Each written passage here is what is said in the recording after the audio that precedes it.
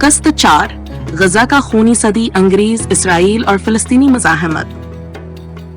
YBR Warriors Wisdom میں خوش آمدید۔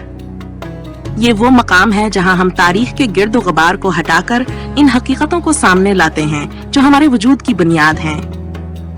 تلوار کی چمک ہو یا کردار کی سچائی، ہم لاتے ہیں وہ کہانیاں جو صرف ماضی ہیں، آج کا آئینہ بھی ہیں۔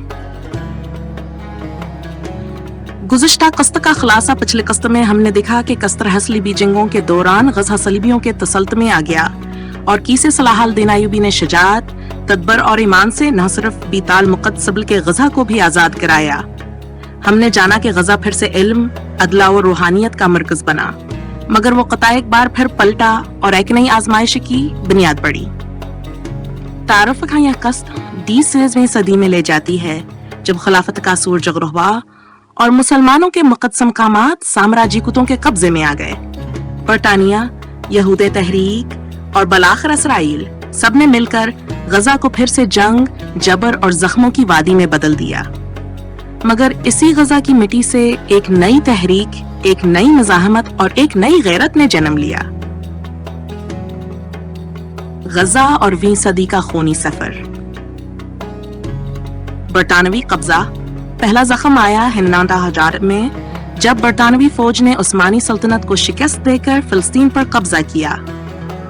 جنرل اینبی کی افواج نے بیت المقدس اور غزہ پر اپنی حکومت قائم کی۔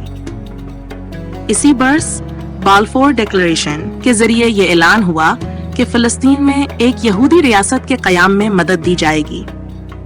برطانیہ نے فلسطین کو یہودی مہاجرین کے لیے کھول دیا جنہیں یورپ سے لا کر یہاں بسایا جانے لگا۔ اسرائیل کا قیام اور فلسطینی علمی 15 مئی 1948 کو اسرائیل کے قیام کا اعلان ہوا۔ اس دن کو فلسطینی یوم النکبہ یعنی یوم تباہی کہتے ہیں۔ لاکھوں فلسطینیوں کو ان کے گھروں سے نکال دیا گیا، سینکڑوں دیہات تباہ کیے گئے، ہزاروں شہری قتل یا جلا وطن کیے گئے۔ غزہ میں لاکھوں مہاجرین نے پناہ لی۔ یہ شہر اب ایک بے بس خیمہ بستی بن چکا تھا جہاں بھوک، زخم اور آنسو ہی آنسو تھے۔ غزہ پر اسرائیلی قبضہ۔ جون 1967 کی جنگ میں اسرائیل نے صرف مغربی کنارے بیت المقدس ہی نہیں بلکہ غزہ پر بھی قبضہ کر لیا۔ فوجی چوکیاں، دیواریں، ناکے اور گولیوں کی زبان، یہی بن گئی غزہ کی روزمرہ زندگی۔ غزہ ایک کھلی جیل بن گیا، نہ آزادی، نہ خود مختاری، نہ امن۔ انتفاضہ، مزاحمت کا آغاز۔ مگر ظلم کے خلاف جب زخم بہت بڑھ جاتے ہیں تو مزاحمت جنم لیتی ہے۔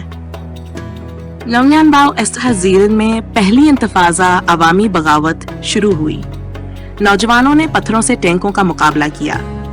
غزہ کی گلیاں فلسطینی خون سے رنگین ہوئی مگر ایک نئی جرأت بھی جنم لینے لگی۔ 2005 اسرائیل کی پسپائی یعنی حکمت عملی۔ ڈیزنہائی میں اسرائیل نے اعلان کیا کہ وہ غزہ سے اپنی فوجیں واپس بلا رہا ہے، مگر حقیقت یہ تھی اس کے بعد بہ سرحدیں، فضا، سمندر سب پر اسرائیلی کنٹرول باقی رہا۔ غزہ کی معیشت تباہ، عوام قید اور زندگیر کی ہوئی۔ حماس اور جدید مزاحمت ڈی زشت کے انتخابات میں اسلامیت حماس کو غزہ میں کامیابی ملی۔ اس کے بعد اسرائیل نے مکمل محاصر حشر کر دیا۔ 2008، 2009 ان سب سالوں میں اسرائیل نے غزہ پر بھرپور حملے کیے، ہزاروں شہید، لاکھوں بے گھر، مگر عزم نہ ٹوٹا۔ غزہ ایک زندہ استعارہ بن گیا، ظلم کے خلاف مزاحمت کا۔ غزہ کی روحانی طاقت۔ ان حملوں کے باوجود غزہ میں قرآن کے حافظ بنتے رہے، مساجد آباد رہیں اور شہداء کی قبریں ایمان کی گواہ بن گئیں۔ ایک فلسطینی ماں نے کہا، ہم اپنے بچوں کو کھلونوں کی بجائے قرآن دیتے ہیں تاکہ وہ جان لیں کہ ان کا اسلحہ کیا ہے۔ اگلی قسط کا اشارہ اب ہم تاریخ کے سب سے نازک مرحلے پر پہنچ چکے ہیں۔ اگلی قسط میں ہم جائیں گے ڈوز ڈیسری اور ڈوز یوزجور کی حالیہ جنگوں کی طرف، جہاں غزہ ایک بار پھر خون میں نہا گیا مگر دنیا کی آنکھیں کھلنے لگیں۔ हम जानेंगे कि किसे मीडिया, सोशल मीडिया और नौजवानों की आवाज ने जुल्म को भी नकाब करना शुरू किया। सोचने का सवाल, क्या अक़वाम आलम की खामोशी से बड़ी कोई जालिम ताकत हो सकती है? हम क्या कर सकते हैं चाहे हम गज़ा में न हों?